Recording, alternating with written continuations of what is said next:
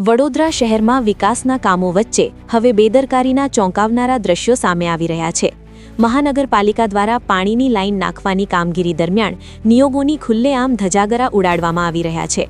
અમારા ટીમના કેમેરામાં કેદ થયેલા દ્રશ્યોમાં એક એવો ટ્રેક્ટર જોવા મળ્યો જે શહેરના રસ્તાઓ પર મટીરીયલ લઈને ફરતો હતો, પણ આશ્ચર્યની વાત એ છે કે આ ટ્રેક્ટર પર આગળ કે પાછળ કોઈ પણ નંબર પ્લેટ નહોતી।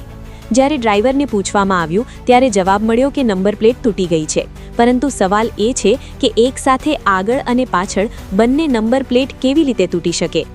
શું ઓન ડ્યુટી વીએમસી લખવાથી નિયમો લાગુ પડતા નથી? શું આવા વાહનોને ટ્રાફિકનો કોઈ ડર નથી? જો આવું બિનનિયમિત વાહન કોઈ અકસ્માત સર્જે તો તેની જવાબદારી કોણ લેશે? પાલિકા, કોન્ટ્રાક્ટર કે પછી કોઈ નહીં?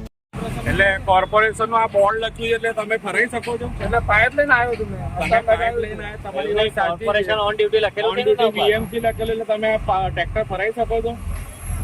કાયદો તમારે હાથે કોઈ ને કોણ છે? કોઈ છે અરે બોલાય ને યાર, કઈ છે નંબર પ્લેટ છે? કાલે તૂટી ગઈ, કાલે નાખી આપણે એવું સોમવારે નાખી આવશે।